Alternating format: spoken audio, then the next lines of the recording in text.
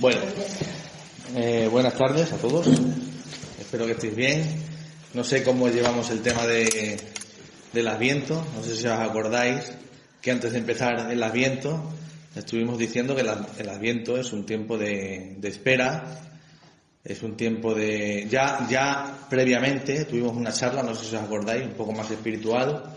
Ya metidos luego en la primera semana de Adviento, estuvimos viendo un poquito qué es el Adviento y cómo se caracteriza, ¿no?, en la liturgia, un poquito sus partes, el año litúrgico, los ciclos litúrgicos.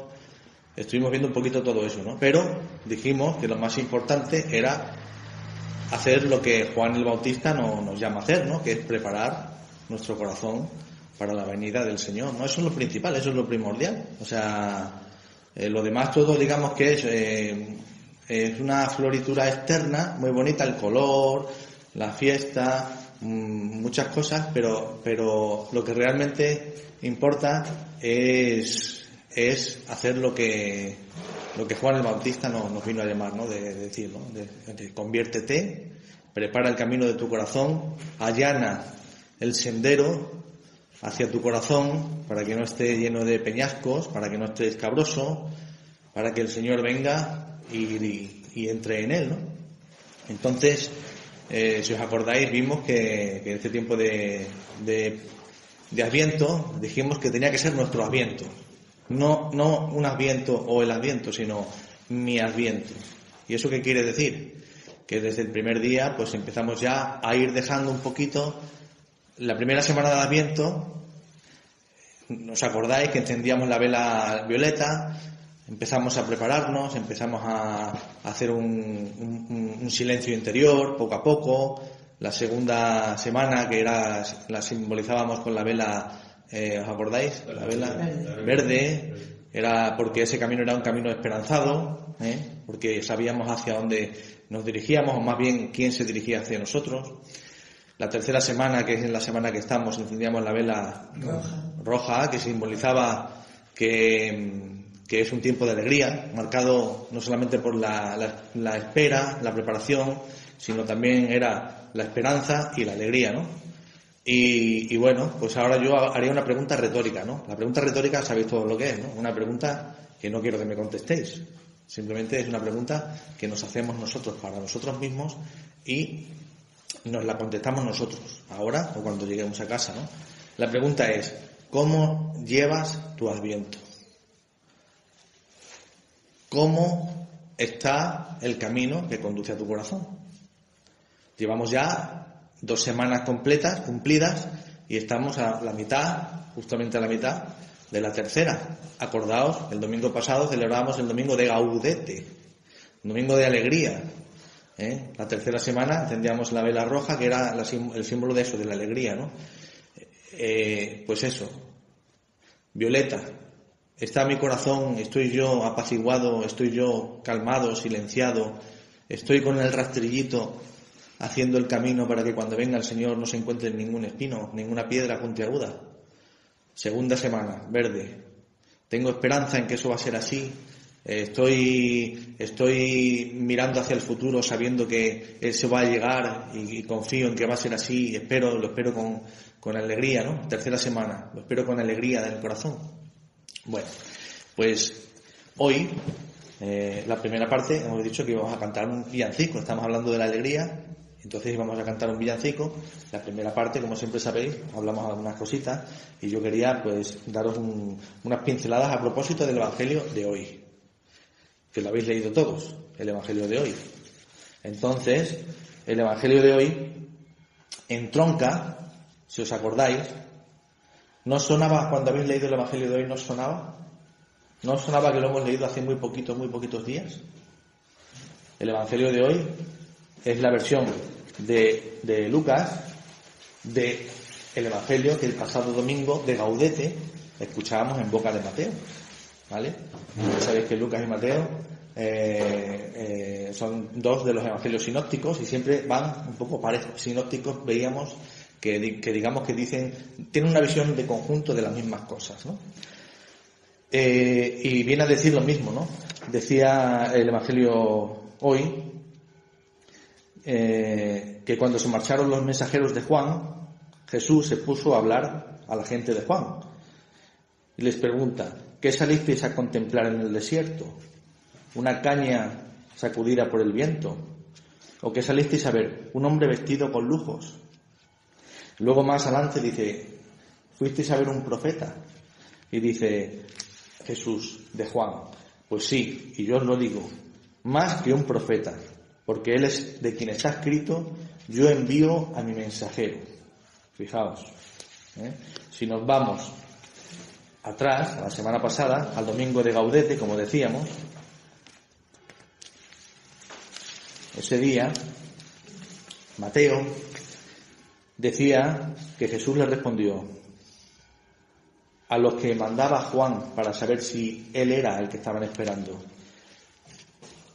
Decía Juan: ¿eres tú el que has de venir o hemos de esperar a otro? Y Jesús le respondió: id a anunciar a Juan lo que estáis viendo y lo que estáis oyendo. Los ciegos ven, los cojos andan. ¿Os acordáis de eso? Y si nos íbamos a la primera lectura, que era de Isaías, nos decía Isaías: he aquí vuestro Dios.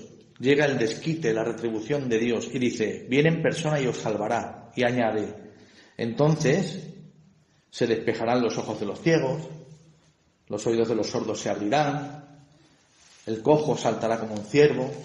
Fijaos, no sé si os dais cuenta del detalle. Jesús, cuando le preguntan: ¿eres tú el que ha de venir?, no dice: sí, soy yo. Dice: no, decidle a Juan que los cojos andan, que los ciegos ven, que los sordos oyen. Digamos que, como se suele decir, blanco y en botella, ¿no? Que es un mensaje como en clave, como cifrado. Juan lo captaría, porque Juan conocía el mensaje de Isaías. Entonces era una manera de decir: tienes que conocer las Escrituras para saber si yo soy el enviado de Dios, ¿no? Y aquí nos dice que Juan es ese que viene preparando el camino del Señor. Le da una importancia grande a la figura de Juan, ¿no? Juan, no sé si lo sabéis, es un profeta como bisagra. Bisagra quiere decir, no sabéis lo que es una bisagra, una puerta que va en dos sentidos, ¿no? Juan es el último profeta del Antiguo Testamento, pero a la vez es el primero del Nuevo. Digamos que con Juan se acaba el profetismo de Israel, que desde el siglo VIII antes de Cristo venía los profetas anunciando y denunciando, ¿no? Profeta no es el que vaticina o el que adivina el futuro. Profeta es el que profetiza, y profetizar quiere decir el que habla en nombre de Dios, ¿no? El que dice lo que Dios quiere decir a la gente, ¿no? Entonces, en aquella época, en la época de Isaías, de Jeremías, de Ezequiel, pues los profetas tenían un auténtico problema, ¿no? Porque claro, el profeta anuncia a Dios, al Salvador, que vendrá en un futuro, pero denuncia.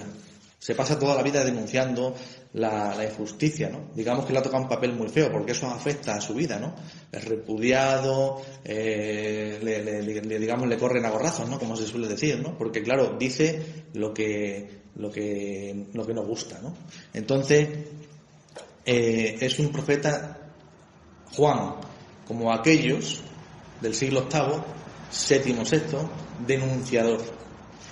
Y además viene a decirte: conviértete, cambia tu actitud, bautízate, cree. Y ahora yo os pregunto otra vez de forma retórica. Primero, las costumbres desde el tiempo de Juan hacia ahora han cambiado. No tiene nada que ver la forma que la sociedad se rige hoy con la sociedad de aquellos tiempos. Sin embargo, la moral no ha cambiado. La moral sigue siendo la misma. La forma de comportarse de los hombres sigue siendo egoísta, sigue siendo narcisista, o sigue siendo desinteresada, amorosa. Es decir, la moral sigue siendo la moral. Y yo pregunto, ese profeta que es Juan el Bautista, que venía ahí diciendo: conviértete, prepara el camino al Señor, bautízate, ¿qué nos diría si estuviera hoy aquí con nosotros? Y es más, te diría: ¿qué te dice? Que es la pregunta retórica.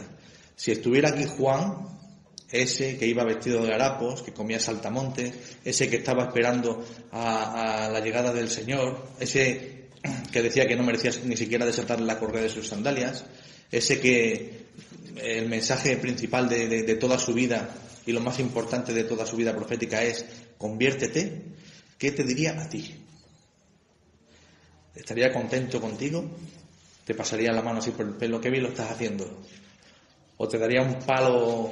¿O te diría, oye, no sé, cada uno sabemos qué nos diría, ¿no? Entonces, hay un cambio de repente con la figura de Juan, que es cuando viene Jesús. Como sabéis, Jesús viene, ¡pum!, y parte la historia de medio a medio. De repente hay un antes y un después de Jesucristo. En la Biblia eso se traduce en un Antiguo y en un Nuevo Testamento. Ese Antiguo Testamento estaba caracterizado por el cumplimiento de la ley. Es decir, la ley era el motor de la moralidad de la gente del Antiguo Testamento. El cumplimiento de la ley era lo que te salvaba. Pero de repente llega un hombre llamado Jesús y nos dice que no va a ser la ley ya lo que nos salve, que la ley no hay que abolirla, no vengo a abolirla, sino a darle cumplimiento, a darle plenitud. Es decir, la ley sigue siendo buena, sí, pero a partir de ahora estamos inaugurando un momento nuevo, que es un momento de gracia. Gracia. Si el Antiguo Testamento es el tiempo de la ley, el Nuevo Testamento es el tiempo de la gracia. Y el precursor es Juan el Bautista, que es el que viene a decirnos que esto va a ocurrir. Entonces, los tiempos no cambian, las personas no cambian, digamos, entre comillas, ¿no?, la moralidad, pero sí ha cambiado una cosa, ¿no? Y es que ha rompido en la historia del hombre la gracia. Y eso es el culmen de la historia de la salvación, ¿no? El Antiguo Testamento, ¿qué es? Adviento. El Antiguo Testamento es el adviento del Nuevo Testamento. La ley es el adviento de la gracia. Es la preparación. Durante siglos los profetas han venido preparando, trillando el terreno para que cuando llegase Jesús se lo encontrase liso en nuestros corazones. Estamos hablando retóricamente. Ese es el Antiguo Testamento. Hay un cambio operado ahí de repente por Jesús que aparece y de repente todo cambia. Ya no nos salvamos por la ley, nos salvamos por la gracia. ¿Y por qué? Porque Cristo vino a morir por nosotros y su sangre redentora es la que limpia nuestros pecados. Eso es lo que hemos venido esperando todo el tiempo del Antiguo Testamento hasta que ha llegado el momento, y eso es lo que nosotros, privilegiados, estamos viviendo después del Nuevo Testamento, en la que todo ha cambiado. Digamos que hemos pasado de la ley a la gracia. Y esto es muy importante. Esto es muy importante. Porque aunque hemos pasado de la ley a la gracia, todavía hay muchas personas, mucha gente que cree que la salvación está en nuestras manos. Que yo me voy a salvar por lo que yo haga, por cómo yo me comporte, por las cosas que yo haga. Es decir, la salvación está en mis manos. Y eso es una herejía. Una herejía, ¿sabéis lo que es? Una herejía condenada por la Iglesia, que se llama pelagianismo. El pelagianismo venía a decir que tú te salvas a ti mismo. Es decir, la gracia de Dios, no. Y hoy día vivimos una época en la que hay determinadas corrientes espirituales que te van a decir pues que tú te salvas pues por rezar tantos rosarios, por no faltar nunca misa, por hacer estas peregrinaciones, por hacer. Tú te salvas a ti mismo. Eso es en detrimento de ¿qué? Si tú te salvas a ti mismo, no creo que sea muy difícil darnos cuenta de que no necesitamos para nada el poder redentor de la sangre de Cristo. Porque total, si la salvación está en mis manos, ¿os dais cuenta de la importancia del cambio de la ley a la gracia? Cristo ha venido para algo. No ha venido simplemente para estar en una cruz y presidir las iglesias y las catedrales. Ha venido para dar cumplimiento a una historia de salvación en la que Él es el Salvador. Ya sabemos que Jesús significa Jesús, Dios salva, ¿no? Entonces, hemos visto que el Antiguo Testamento es la preparación del Nuevo Testamento Y a partir de que comenzamos el Nuevo Testamento, tenemos que hacer nosotros Nuevo Testamento en nuestra vida. Y dejar el cumplimiento de la ley por la vida en la gracia, que es lo que se suele decir, la vida en el Espíritu. Tenemos que cambiar un poco el chip y saber que Jesús no abolió la ley, por tanto nosotros no tenemos que decir... Esto se llama teología de la gratuidad, ¿eh? Y os lo estoy intentando explicar de una manera didáctica, porque es difícil de entender y es muy difícil de explicar. Posiblemente a lo mejor no lo estoy enfocando, a lo mejor como a lo mejor luego en mi casa diría, pues esto me falta por decir, y a lo mejor también puede ser que posiblemente vosotros no lo estéis captando como yo lo quiero transmitir, pero es que esto se llama alta teología. Esta era la teología de Chus Villarroel, de Vicente Borragán, de Julio Figar, de Pedro Reyero, es decir, de personajes de peso en la Iglesia, ¿no? Personajes de predicadores, eran dominicos, la orden de predicadores, y personajes de talla, ¿no? Que te vienen diciendo, ojo, no pongas tu salvación en tus medios, porque a veces nos pensamos que es que con rezar un rosario todos los días, con ir a misa, y como yo no soy malo, no robo y no mato, pues ya estoy salvado. Obviamente todo eso hay que hacerlo, no hay que robar, no hay que matar, hay que rezar, hay que ir a misa. Ese es digamos, el kit de la cuestión, que cuando uno dice que nos salva la gracia, no está diciendo que todas estas cosas no valgan, sino que lo que está diciendo es que por encima de ellos está el poder redentor de la sangre de Jesucristo. Y eso es lo que tenemos que creernos nosotros en nuestro corazón. Y eso es el adviento de nuestra vida. Ir preparándonos para que ahora que dentro de pocos días celebramos que van a ser Jesucristo, cuando llegue a nuestro corazón se encuentre un camino llano, ¿no? Entonces, todo comienza porque el Señor, Dios, respeta nuestra libertad. Dios nos creó libres. Y todo comienza con un sí. La historia de la salvación comenzó con un sí. ¿El sí de quién? María. El sí de María. ¿Os imagináis que hubiera dicho no? No lo imaginamos, ¿verdad? Pues fijaos, hasta Dios le pidió ese permiso, ¿no? Hágase, dijo ella, ¿no? Hágase. Pues la historia de la salvación comienza con el sí de María y la historia de tu salvación comienza con tu sí. Dios te ha hecho un corazón con una puerta sin cerradura para poder entrar y salir libremente. Más bien para poder entrar y no salir nunca. Pero todavía hay veces que hay personas, eso quiere decir que Dios nos redime por la sangre de Jesucristo a todos, deja la puerta abierta y Él entra, pero no lo va a hacer sin tu permiso. Hay personas que todavía le ponen un cerrojo a la puerta porque no quieren que Dios entre. Entonces Dios te va a salvar, pero quiere tu sí, y desde el momento en que tu sí es dejarle la puerta abierta, olvídate de todo lo demás. Porque el hecho de tú quererlo, el hecho de tú desearlo, va a hacer que el Espíritu Santo haga todo lo demás. Y entonces es cuando en tu vida van a aparecer dinamizadas la vida de oración, la Eucaristía, las obras de misericordia, corporales y espirituales, la ayuda al prójimo, el rezo del rosario. No sé si os dais cuenta. No es esto lo que me lleva a Dios, sino que es Dios el que me lleva a hacer todo esto para darle gloria a Dios. No sé si entendéis un poco el ciclo. Y nosotros siempre hemos pensado que como yo hago todo esto, yo voy directamente para el cielo como un cohete. Y Dios es verdad que ha muerto por todos nosotros, Jesucristo, y su poder redentor nos salva a todos. Pero eso no quiere decir que yo me eche a dormir, ¿no? Y ese es el peligro que corre la teología de la gratuidad, que cuando se explica parece que lo que te están queriendo decir es no te preocupes, si ya estás salvado. Y no se trata de eso. Se trata de confiar en ese poder redentor de Cristo con la libertad y la confianza de que Él te va a salvar. Pero con la salvedad de que, como suele decirse, quien te creó sin ti no te va a salvar sin ti.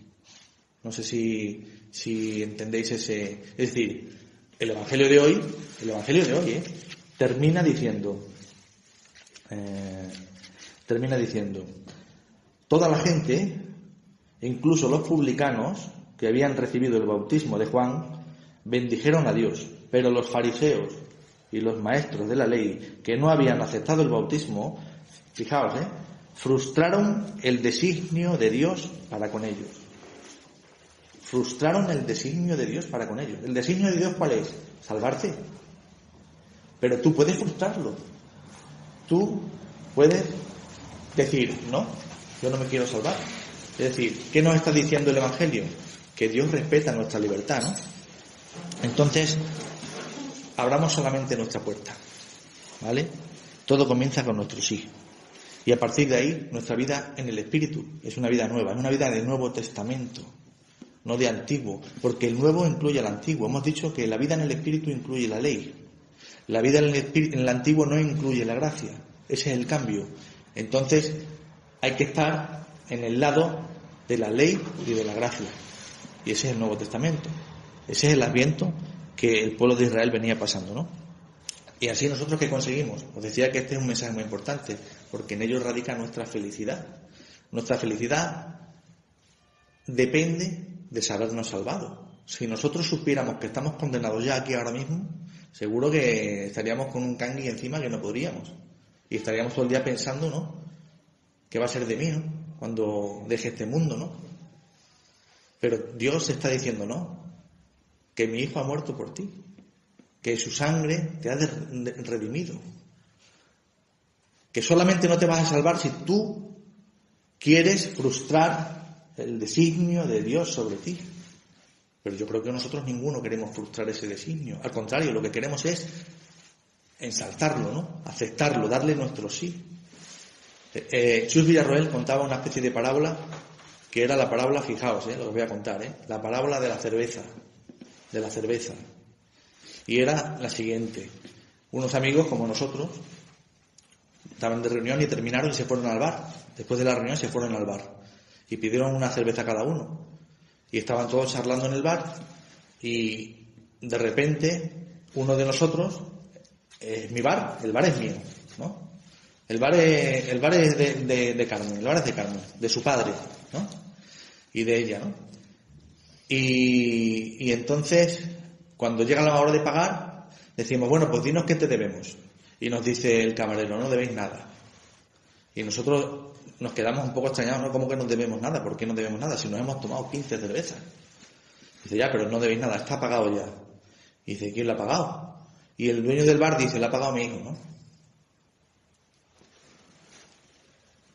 Si su hijo lo ha pagado, ¿yo lo debo? Pregunto. No. Yo no lo debo, pero yo no lo he pagado. Entonces, hay ahí un dilema, porque yo quiero pagar la cerveza que me he tomado, porque si no parece como que la debo, ¿no? Y sin embargo no se debe. Alguien la ha tachado y la ha pagado el hijo del dueño del bar. Pues eso es lo que ha hecho Jesucristo con nosotros. El hijo del dueño del mundo, con su sangre, ha pagado nuestra salvación. Redimir significa, ¿sabéis lo que significa la palabra redimir? Significa recomprar, repagar, volver a adquirir algo que ya se ha adquirido antes. Redimir quiere decir rescatar a todas esas almas. Por eso la Iglesia dice que Cristo nos ha redimido del pecado, porque nosotros nacemos con el pecado original. La Iglesia nos lo borra con el bautismo. Luego está la vida, las andanzas y esa lucha que tenemos, ¿no? Pero Dios nos dice, si tú no rechazas a mi hijo, si tú no me rechazas a mí, estarás salvado, ¿no? Entonces, hay una cosa que dice el Evangelio de San Juan, que me ha parecido muy bonita, ¿no? Dice, en el Evangelio de San Juan, en el capítulo 1, nada más comenzar, cuando habla de Juan, ¿no? Dice, Juan era el que clamaba en el desierto, este es el que yo dije, viene detrás de mí, dice, se ha puesto delante de mí porque existía antes que yo, pues, y dice, de su plenitud hemos recibido todos, gracia sobre gracia nos ha dado Jesucristo. Y dice, la ley fue dada por medio de Moisés. La gracia y la verdad nos han llegado por Jesucristo. Fijaos qué papelón tuvo Juan el Bautista, ¿no? De de ser el precursor de este cambio. Esto sí que fue una revolución, no la francesa. Esto sí que fue una revolución social, ¿no? Entonces, de lo que se trata es de que empecemos ya a vivir el cielo en la tierra, ¿no? Y acordarnos siempre de que no hay nada que yo pueda hacer que me pueda salvar. Solamente me salva la gracia de Dios. Pero igualmente no hay nada, por grave que sea, que yo pueda hacer que no pueda despertar la misericordia de Dios. Por tanto, nuestras acciones no valen ni para salvarnos ni para condenarnos. Para salvarnos, porque por encima de todo está la gracia de Dios, que es la que nos salva. Para condenarnos, porque la misericordia de Dios es infinita. Y obviamente no hay nada que nosotros podamos hacer para condenarnos, excepto el libre y voluntariamente no querer hacerlo, que es lo que el Evangelio de hoy nos dice cuando dice frustrar el designio de Dios sobre ti. Entonces, tenemos que empezar a vivir una vida nueva, una vida en el Espíritu, una vida plena, ¿vale? Olvidar todo lo malo, olvidar todo lo pasado. Estamos en Adviento, rastrillo. Estamos rastrillando el suelo, lo estamos dejando limpio, las cosas puntiagudas suavizándolas, para que cuando venga el Señor no se pinche los pies. Estamos olvidando todo lo pasado y vamos a recomenzar una nueva vida a partir de que Jesús venga a la tierra. Que nosotros lo celebraremos el día 25 con la Natividad del Señor. Pues entonces, de lo que se trata es de, a partir de entonces, decir, quiero vivir en el Espíritu, olvidar el pasado y sobre todo darme cuenta de una cosa muy, muy, muy importante, que no hay santo sin pasado, ni pecador sin futuro. Ni hay santo sin pasado, ni pecador sin futuro. Ni todos los santos nacieron ya con la aureola en la cabeza y ya nacieron ya así con los... como se dice de algunos y todo, que hasta orinaban, vino, ¿no? O miel, ¿no? Ni todos los pecadores están ya perdidos o son casos echados a perder. Y todo esto tiene que haber un punto que es el punto de inflexión. En la Biblia, en la historia de la salvación, ese punto es el nacimiento de Cristo. En nuestra vida es el día 25 de diciembre con la Natividad del Señor, que ese día, cuando llegue el Señor a la tierra, celebramos que, ya sabemos que Jesucristo no nació el 25 de diciembre, eso lo doy por hecho, ¿no? Que lo sabéis, ¿no? Pero lo celebramos el 25 de diciembre porque es el día del sol invicto, ¿no? Es el día en el que ya los días empiezan a decrecer y las noches a crecer y las noches a decrecer, ¿no? Entonces, era una manera de eliminar del panteón pagano pues los dioses romanos, cuando el cristianismo, se convirtió en la religión oficial del imperio, ¿no?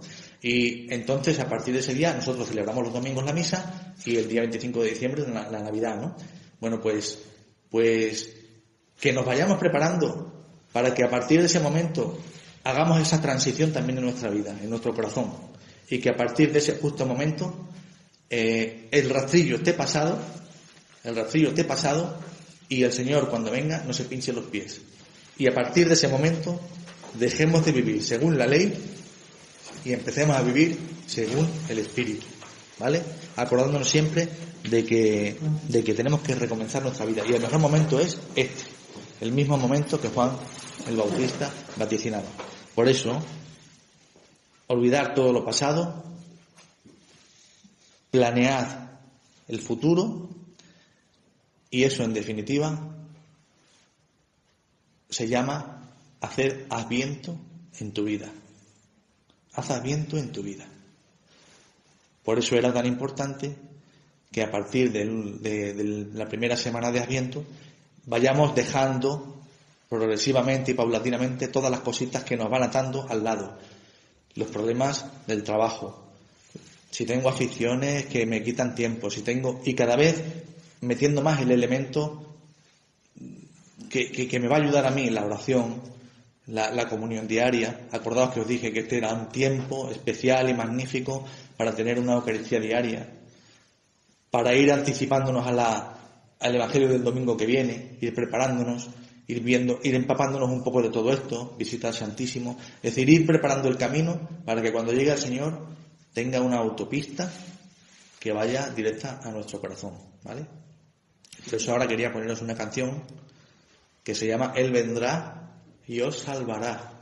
No sé si la conocéis. La vamos a escuchar ahora y bueno, que nos sirva de aliciente y de alegría también, de un toque de alegría, para darnos cuenta de que todavía, si no hemos hecho Adviento, si todavía no nos hemos puesto las pilas y todavía en nuestra cabeza sigue habiendo otras cosas que ocupan nuestra mente y nuestro corazón, en lugar de ese Adviento interior y esa preparación con las tres presencias de Cristo que hemos visto, ya no me cansaré de repetir, que os acordáis que son la primera, la Eucaristía, la palabra de Dios y el prójimo, la persona, los hermanos. Que esas tres presencias de Cristo reales en la tierra, por lo menos este Adviento, estén todos los días en mi vida, para que cuando venga el Señor diga, vengo a tu corazón, pero resulta que ya estaba.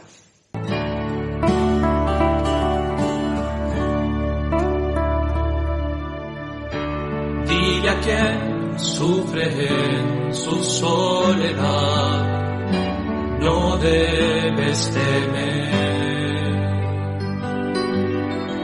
pues el Señor, tu Dios poderoso, cuando invoque su nombre,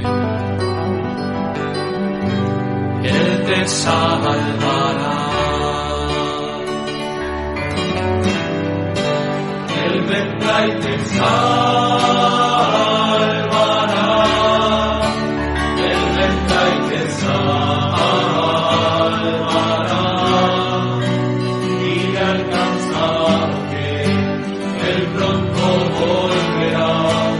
Él vendrá y te salvará. Él vendrá y te salvará.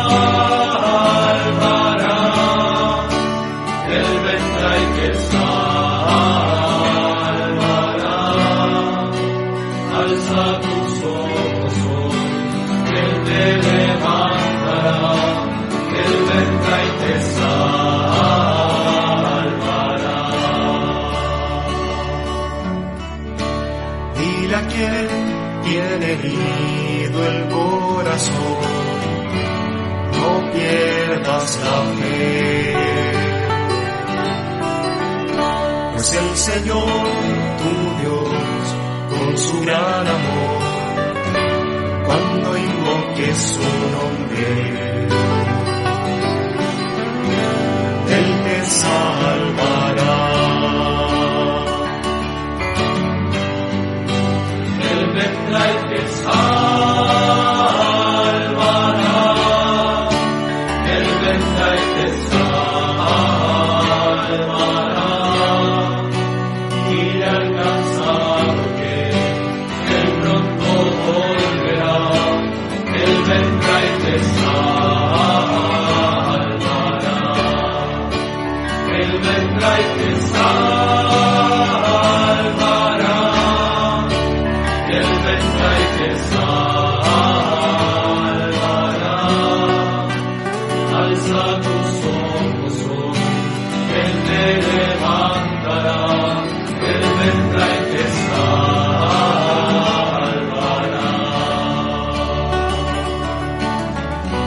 Es refugio en Él te digo, nuestro escudo en la tormenta, fortaleza en el sufrimiento, defensa en la guerra es fuerte.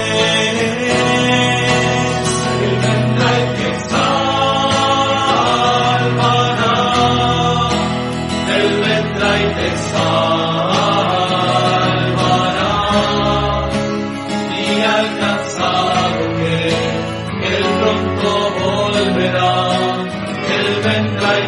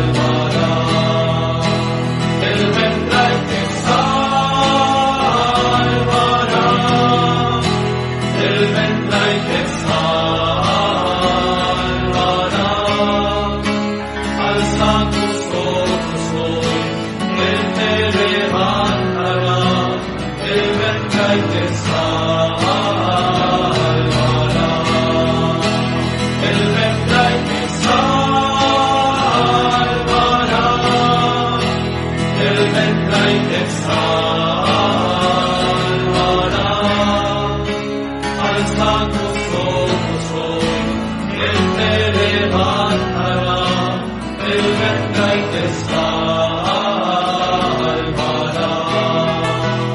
Alza tus ojos hoy, Él te levantará.